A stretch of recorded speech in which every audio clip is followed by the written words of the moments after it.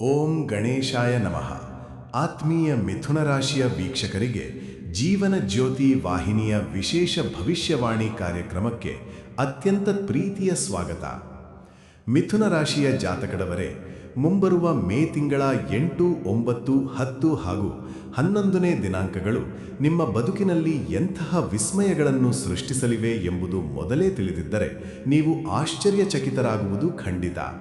ಪ್ರಪಂಚದ ಅರಿವಿಗೆ ಬಾರದ ಎಷ್ಟೋ ನಿಗೂಢ ಬದಲಾವಣೆಗಳು, ನಿಮ್ಮ ಒಳಿತಿಗಾಗಿ ನಿಮ್ಮ ಆಪ್ತರು ಒಳಗೊಳಗೆ ತೆಗೆದುಕೊಳ್ಳುತ್ತಿರುವ ಬಲವಾದ ನಿರ್ಧಾರಗಳು, ಹಾಗೆಯೇ ನಿಮ್ಮ ಭವಿಷ್ಯದ ಕುರಿತು ಅವರು ನಡೆಸುತ್ತಿರುವ ಆಳವಾದ ಆಲೋಚನೆಗಳು, ಇವೆಲ್ಲವೂ ಈ ನಿರ್ದಿಷ್ಟ 4 ದಿನಗಳಲ್ಲಿ ಒಂದೊಂದಾಗಿ ಹೊರಬೀಳಲಿವೆ.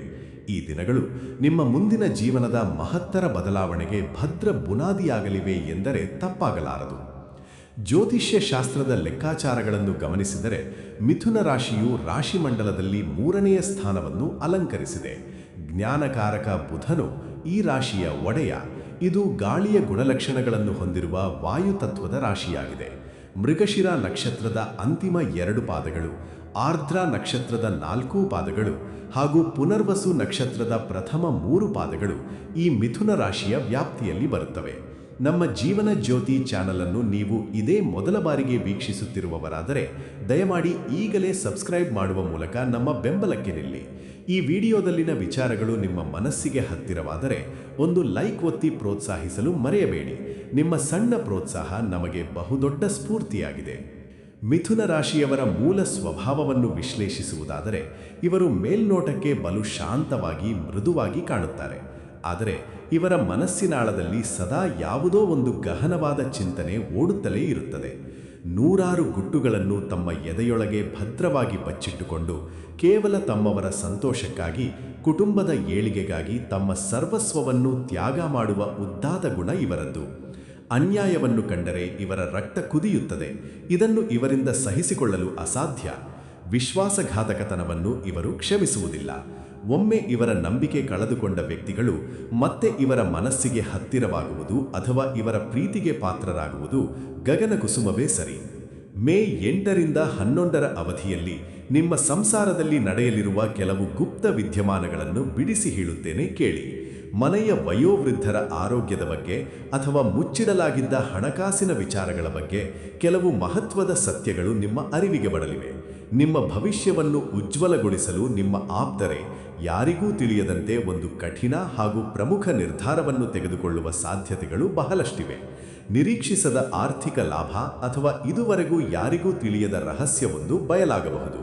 ನೀವು ಇಡುವ ಪ್ರತಿಯೊಂದು ಹೆಜ್ಜೆಯನ್ನು, ನಿಮ್ಮ ಪ್ರತಿಯೊಂದು ನಡೆಯನ್ನು ಯಾರೋ ಬಹಳ ಸೂಕ್ಷ್ಮವಾಗಿ ವೀಕ್ಷಿಸುತ್ತಿದ್ದಾರೆ ಎಂಬುದನ್ನು ಮರೆಯಬೇಡಿ. ಇದು ನಿಮ್ಮ ಒಳಿತಿಗಾಗಿ ಅಥವಾ ನಿಮಗೆ ಸೂಕ್ತ ಮಾರ್ಗದರ್ಶನ ನೀಡುವ ಉದ್ದೇಶದಿಂದ ಕೂಡಿರಬಹುದು. ನಿಮಗೆ ಬರಬೇಕಾಗಿದ್ದ ಆದರೆ ಬಹಳ ದಿನಗಳಿಂದ ಸಿಕ್ಕಿಗಿ ಹಾಕ್ಕೊಂಡಿದ್ದ ಹಣದ ವಿಚಾರದಲ್ಲಿ ಒಂದು ಸಿಹಿ ಸುದ್ದಿ ಕಾದಿದೆ. ಅನುಭವಿ ಹಿರಿಯರು ನಿಮ್ಮ ಏಳಿಗೆಗೆ ಪೂರಕವಾದ ಅದ್ಭುತ ಸಲಹೆಗಳನ್ನು ನೀಡಲಿದ್ದಾರೆ. ಆದರೆ ಎಚ್ಚರ, ಯಾವುದೇ ಕಾರಣಕ್ಕೂ ಆತುರಪಟ್ಟು ಬಂಡವಾಳ ಹೂಡುವ ಸಾಹಸಕ್ಕೆ ಕೈ ಹಾಕಬೇಡಿ. ಇದುವರೆಗೂ ಮುಚ್ಚಿ ಹೋಗಿದ್ದ, ಯಾರೂ ಪ್ರಸ್ತಾಪಿಸದ ವಿಷಯಗಳು ಈಗ ಮುನ್ನೆಲೆಗೆ ಬಂದು ಚರ್ಚೆಯಾಗಲಿವೆ. ತಾಳ್ಮೆಯಿಂದ ಮಾತನಾಡಿದರೆ ನಿಮ್ಮ ಮಾನಸಿಕ ಒತ್ತಡ ನಿವಾರಣೆಯಾಗಿ ಸಂಬಂಧಗಳು ಮತ್ತಷ್ಟು ಮಧುರವಾಗುತ್ತವೆ. ಆರೋಗ್ಯದ ವಿಚಾರಕ್ಕೆ ಬಂದರೆ ವಿಪರೀತ ಯೋಚನೆ ಮಾಡುವುದರಿಂದ ನಿದ್ದೆ ಬಾರದಿರುವುದು ಮತ್ತು ಮಾನಸಿಕ ಆಯಾಸ ಕಾಡಬಹುದು. ಧಾರಾಳವಾಗಿ ನೀರು ಕುಡಿಯಿರಿ. ಕಣ್ಣಿನ ಆಯಾಸ ಮತ್ತು ತಲೆನೋವನ್ನು ಕಡೆಗಣಿಸಬೇಡಿ. ಮನೆಯ ಹಿರಿಯರೊಂದಿಗೆ ಸುಮ್ಮನೆ ವಾದವಿವಾದಗಳಿಗೆ ಇಳಿಯದಿರಿ. ನಿಮ್ಮ ಖಾಸಗಿ ವಿಚಾರಗಳನ್ನು ಬೇರೆಯವರ ಮುಂದೆ ಹಂಚಿಕೊಳ್ಳಬೇಡಿ ಹಾಗೂ ಮುಗಿದು ಹೋದ ಹಳೆಯ ಕಹಿ ಪ್ರಸಂಗಗಳನ್ನು ಮತ್ತೆ ಕೆದಕಬೇಡಿ. ಮೇ 8ನೇ ತಾರೀಖಿನಂದು ನಿಮಗೆ ನೀಲಿ ಬಣ್ಣವು ಅತ್ಯಂತ ಶುಭ ಫಲಗಳನ್ನು ತರಲಿದ್ದು 4 ನಿಮ್ಮ ಅದೃಷ್ಟ ಸಂಖ್ಯೆಯಾಗಿದೆ. ಇದರ ಜೊತೆಗೆ ಬಿಳಿ ಬಣ್ಣವೂ ಕೂಡ ನಿಮಗೆ ಅದೃಷ್ಟ ತರಲಿದ್ದು ಸಂಖ್ಯೆ 7 ನಿಮ್ಮ ಕೈ ಹಿಡಿಯಲಿದೆ. ಬರುವ ಶನಿವಾರದಂದು ಒಂದು ಸಣ್ಣ ಪರಿಹಾರ ಮಾಡಿಕೊಳ್ಳಿ. ಕಪ್ಪು ಎಳ್ಳನ್ನು ದಾನವಾಗಿ ನೀಡಿ. ನಿಮ್ಮ ಮನೆಯ ದೇವರ ಕೋಣೆಯಲ್ಲಿ ಶುದ್ಧವಾದ ದೀಪವನ್ನು ಹಚ್ಚಿ 21 ಬಾರಿ ಓಂ ನಮೋ ನಾರಾಯಣ ಮಂತ್ರವನ್ನು ಪಠಿಸಿ. ತದನಂತರ ಹಿರಿಯರ ಪಾದ ಮುಟ್ಟಿ ನಮಸ್ಕರಿಸಿ ಅವರ ಆಶೀರ್ವಾದವನ್ನು ಪಡೆಯಿರಿ. ಮಿಥುನ ರಾಶಿಯ ಜಾತಕದವರಿಗೆ ಒಂದು ವಿಶೇಷವಾದ ಆಧ್ಯಾತ್ಮಿಕ ವಿಚಾರವನ್ನು ಹೇಳಲೇಬೇಕು. ನಿಮ್ಮ ವಾಸಸ್ಥಳದಲ್ಲಿ ಒಂದು ಅಗೋಚರ ದೈವಿಕ ಶಕ್ತಿಯು ಸದಾ ಸಂಚರಿಸುತ್ತಿದೆ. ಇದು ಎಲ್ಲರಿಗೂ ಅರ್ಥವಾಗುವಂಥದ್ದಲ್ಲ. ಕಣ್ಣಿಗೆ ಕಾಣದಿದ್ದರೂ ನಿಮ್ಮ ಒಳಮನಸ್ಸಿಗೆ ಅದರ ಅರಿವು ಖಂಡಿತ ಆಗುತ್ತದೆ. ಉದಾಹರಣೆಗೆ, ಮನೆಯಲ್ಲಿ ಹಠಾತ್ತಾಗಿ ಒಂದು ರೀತಿಯ ದಿವ್ಯ ಶಾಂತಿ ಆವರಿಸುವುದು, ಅಥವಾ ಎಲ್ಲಿಂದಲೋ ಬಂದಂಥ ಅಪೂರ್ವವಾದ ಸುಗಂಧದ ಅನುಭವವಾಗುವುದು. ಎಷ್ಟೇ ಗೊಂದಲಗಳಿದ್ದರೂ ಕ್ಷಣ ಮಾತ್ರದಲ್ಲಿ ನಿಮ್ಮ ಮನಸ್ಸು ತಿಳಿಯಾಗುವುದು. ಇವೆಲ್ಲವೂ ಸಾಮಾನ್ಯ ಕಾಕತಾಳೀಯಗಳಲ್ಲ. ಆ ದೈವಿಕ ಶಕ್ತಿ ಮತ್ಯಾವುದೂ ಅಲ್ಲ, ಸಾಕ್ಷಾತ್ ದುರ್ಗಾಮಾತೆಯು ನಿಮ್ಮ ಮನೆಗಳಲ್ಲಿ ಕುಲದೇವತೆಯ ರೂಪದಲ್ಲಿಯೋ ಅಥವಾ ನಿಮ್ಮ ಪಿತೃಗಳ ಆಶೀರ್ವಾದದ ರೂಪದಲ್ಲಿಯೋ ನೆಲೆ ನಿಂತಿದ್ದಾಳೆ. ಈ ಶಕ್ತಿಯು ನಿಮ್ಮನ್ನು ಭಯಭೀತರನ್ನಾಗಿಸಲು ಬಂದಿಲ್ಲ, ಬದಲಾಗಿ ಬರುವ ಎಲ್ಲ ಕಷ್ಟ ಕಾರ್ಪಣ್ಯಗಳಿಂದ ನಿಮ್ಮನ್ನು ಪಾರು ಮಾಡಲು ಬಂದಿದೆ. ಮನೆಯಲ್ಲಿ ನೀವು ಹಚ್ಚಿದ ದೀಪವು ಇದ್ದಕ್ಕಿದ್ದಂತೆ ಹೆಚ್ಚು ಪ್ರಕಾಶಮಾನವಾಗಿ ಉರಿಯತೊಡಗಿದರೆ ದೈವಿಕ ಕೃಪೆ ನಿಮ್ಮ ಮೇಲಿದೆ ಎಂದು ಖಚಿತಪಡಿಸಿಕೊಳ್ಳಿ. ಕಷ್ಟದ ಕಾರ್ಮೋಡಗಳು ಕವಿದಾಗ, ಎಲ್ಲಿಂದಲೋ ಸಹಾಯ ಒದಗಿ ಬಂದರೆ, ಅಥವಾ ದೊಡ್ಡ ಪ್ರಾಣಾಪಾಯದಿಂದ ನೀವು ಕೂದಲೆಳೆಯ ಅಂತರದಲ್ಲಿ ಪಾರಾದರೆ ಅವೆಲ್ಲವೂ ಕೇವಲ ಅದೃಷ್ಟವಲ್ಲ, ಆ ದೈವಿಕ ಶಕ್ತಿಯೇ ನಿಮ್ಮನ್ನು ಕಾಯುತ್ತಿದೆ ಎಂಬುದನ್ನು ಮರೆಯದಿರಿ. ನಿಮಗೆ ಇಂತಹ ಅನುಭವಗಳಾಗಿದ್ದರೆ ಕಮೆಂಟ್ ಮೂಲಕ ನಮಗೆ ತಿಳಿಸಿ. ಪ್ರತಿದಿನ ಸಂಜೆಯ ಹೊತ್ತು ಮನೆಯಲ್ಲಿ ಭಕ್ತಿಯಿಂದ ದೀಪ ಬೆಳಗಿಸಿ ಓಂ ದುಂ ದುರ್ಗಾಯೇ ನಮಃ ಅಥವಾ ಜೈ ದುರ್ಗಾ ಮಾತಾ ಎಂದು ಜಪಿಸಿ. ಕುಲದೇವರ ಹೆಸರನ್ನು ನೆನೆಯಿರಿ. ಮಿಥುನ ರಾಶಿಯವರೇ, ನೀವು ಎಂದಿಗೂ ಒಂಟಿಯಲ್ಲ. ಆ ದೇವರ ಕೃಪಾಕಟಾಕ್ಷ ಸದಾ ನಿಮ್ಮ ಬೆನ್ನಿಗಿದೆ. ಎಲ್ಲಿ ಭಕ್ತಿ ಮತ್ತು ಅಚಲವಾದ ನಂಬಿಕೆ ನೆಲೆಸಿರುತ್ತದೆಯೋ ಅಲ್ಲಿ ನಿಶ್ಚಿತವಾಗಿಯೂ ಪವಾಡಗಳು ಜರುಗುತ್ತವೆ. ನಿಮ್ಮ ಜೀವನದಲ್ಲಿ ನೀವು ಅನುಭವಿಸಿದ ಪ್ರತಿಯೊಂದು ಕಷ್ಟ, ಇತರರು ಮಾಡಿದ ಪ್ರತಿಯೊಂದು ಅಪಮಾನ ಮತ್ತು ನೀವು ಸುರಿಸಿದ ಪ್ರತಿಯೊಂದು ಹನಿ ಕಣ್ಣೀರು ಖಂಡಿತ ವ್ಯರ್ಥವಾಗುವುದಿಲ್ಲ. ಈ ಎಲ್ಲ ನೋವುಗಳ ಹಿಂದಿರುವ ಒಂದು ಸಣ್ಣ ಆದರೆ ಅತಿ ಮುಖ್ಯವಾದ ಸತ್ಯವನ್ನು ನೀವು ಶೀಘ್ರದಲ್ಲೇ ಅರಿತುಕೊಳ್ಳುವಿರಿ. ವಾಸ್ತವದಲ್ಲಿ ನಿಮ್ಮ ಬಹುಪಾಲು ಸಮಸ್ಯೆಗಳು ಸೃಷ್ಟಿಯಾಗಿದ್ದು ಹೊರಗಿನವರಿಂದಲ್ಲ, ಬದಲಾಗಿ ನಿಮ್ಮ ಅತಿಯಾದ ಮೌನ, ಮಿತಿಮೀರಿದ ತಾಳ್ಮೆ ಮತ್ತು ಮಾತನಾಡಬೇಕಾದ ಜಾಗದಲ್ಲಿ ಮಾತನಾಡದೆ ಸುಮ್ಮನಿದ್ದ ನಿಮ್ಮ ಸ್ವಭಾವದಿಂದ. ಇಷ್ಟು ವರ್ಷಗಳ ಕಾಲ ನೀವು ಎಲ್ಲರನ್ನೂ ರಕ್ಷಿಸುತ್ತಾ ಬಂದಿರಿ, ಆದರೆ ನಿಮ್ಮನ್ನು ನೀವು ರಕ್ಷಿಸಿಕೊಳ್ಳಲು ವಿಫಲರಾದಿರಿ. ನಿಮ್ಮ ನೋವುಗಳನ್ನು ನೀವೇ ನುಂಗಿಕೊಂಡಿರಿ ಹೊರತು ಬೇರೆಯವರ ಬಳಿ ತೋಡಿಕೊಂಡಿಲ್ಲ. ಎಲ್ಲವನ್ನೂ ಸಹಿಸಿಕೊಂಡಿರಿ, ಆದರೆ ತಿರುಗಿ ಉತ್ತರಿಸಿಲ್ಲ. ನಿಮ್ಮ ಎಲ್ಲ ಒದ್ದಾಟಗಳಿಗೆ ಇದೇ ಮೂಲ ಕಾರಣ. ಮುಂದೊಂದು ದಿನ ನೀವು ಹಿಂದಿರುಗಿ ನೋಡಿದಾಗ, ಅಂದು ನಾನು ಯಾಕೆ ಇಷ್ಟು ಚಿಕ್ಕ ವಿಚಾರವನ್ನು ಅರ್ಥ ಮಾಡಿಕೊಳ್ಳಲಿಲ್ಲ, ಸುಖಾಸುಮನೆ ಕಷ್ಟಗಳನ್ನು ಮೈಮೇಲೆ ಎಳೆದುಕೊಂಡೆನಲ್ಲ ಎಂಬ ಪಶ್ಚಾತ್ತಾಪ ಕಾಡಬಹುದು. ಆದರೆ ಆ ಪಶ್ಚಾತ್ತಾಪವೇ ನಿಮ್ಮ ಮುಂದಿನ ಭವ್ಯ ಬದುಕಿಗೆ ದಾರಿದೀಪವಾಗಲಿದೆ. ಅಲ್ಲಿಂದ ನಿಮ್ಮಲ್ಲಿ ಮಹತ್ತರವಾದ ಬದಲಾವಣೆ ಶುರುವಾಗುತ್ತದೆ.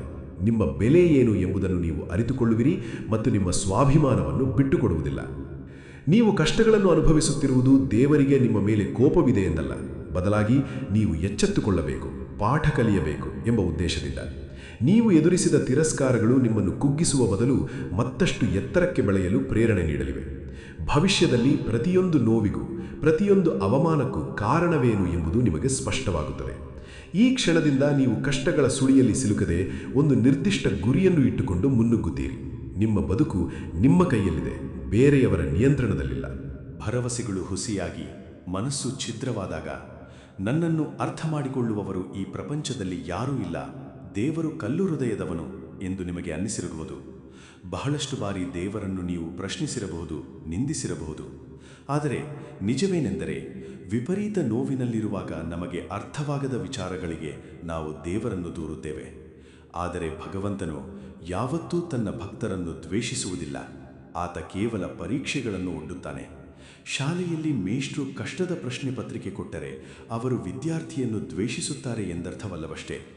ದೇವರು ನಿಮಗೆ ಎದುರಿಸಲಾಗದಷ್ಟು ಕಷ್ಟಗಳನ್ನು ಎಂದಿಗೂ ಕೊಡುವುದಿಲ್ಲ. ಶಿಲ್ಪಿ ತನ್ನ ಉಳಿ ಮತ್ತು ಸುತ್ತಿಗೆಯಿಂದ ಕಲ್ಲನ್ನು ಕೆತ್ತಿದಾಗ ಕಲ್ಲಿಗೆ ನೋವಾಗುವುದು ಸಹಜ. ಆದರೆ ಕೊನೆಗೂ ಆ ಕಲ್ಲು ಒಂದು ಸುಂದರ ಮೂರ್ತಿಯಾಗಿ ಪೂಜೆಗೊಳ್ಳುತ್ತದೆ. ನಿಮ್ಮನ್ನು ಇನ್ನಷ್ಟು ಶಕ್ತಿಶಾಲಿಯನ್ನಾಗಿ ಮಾಡಲು, ನಿಮ್ಮನ್ನು ಉನ್ನತ ಸ್ಥಾನಕ್ಕೇರಿಸಲು ಆತ ಇಂತಹ ಕಠಿಣ ಸನ್ನಿವೇಶಗಳನ್ನು ನಿರ್ಮಾಣ ಮಾಡುತ್ತಾನೆ.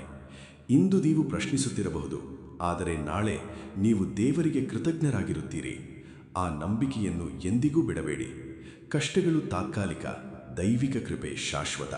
ಮಿಥುನ ರಾಶಿಯವರೇ, ಒಮ್ಮೆ ನಿಮ್ಮ ಬಾಲ್ಯದ ದಿನಗಳನ್ನು ಮೆಲುಕು ಹಾಕಿ. ನಿಮ್ಮ ಬಾಲ್ಯ ಸಾಮಾನ್ಯ ಮಕ್ಕಳಂತಿದ್ದೆ? ಖಂಡಿತ ಇಲ್ಲ. ಇತರ ಮಕ್ಕಳು ಮೈದಾನದಲ್ಲಿ ಆಟವಾಡುತ್ತಾ ಖುಷಿಯಿಂದ ನಲಿಯುತ್ತಿದ್ದಾಗ ನೀವು ಮನೆಯ ಒಂದು ಮೂಲೆಯಲ್ಲಿ ಮೌನವಾಗಿ ಕುಳಿತು ಹಿರಿಯರ ಗಂಭೀರ ಮಾತುಗಳನ್ನು ಆಲಿಸುತ್ತಿದ್ದಿರಿ. ಅವರು ಆಟಿಕೆಗಳ ಜೊತೆ ಕನಸು ಕಾಣುತ್ತಿದ್ದಾಗ ನಿಮ್ಮ ಎಳೆಯ ಹೆಗಲ ಮೇಲೆ ಜವಾಬ್ದಾರಿಗಳ ಭಾರವಿತ್ತು. ಕುಟುಂಬದ ಕಷ್ಟಗಳನ್ನು ಹೇಗೆ ನಿವಾರಿಸುವುದು ಎಂಬ ವಯಸ್ಸಿಗೆ ಮೀರಿದ ಪ್ರಬುದ್ಧ ಚಿಂತನೆಗಳು ನಿಮ್ಮಲ್ಲಿ ಮನೆ ಮಾಡಿದ್ದವು.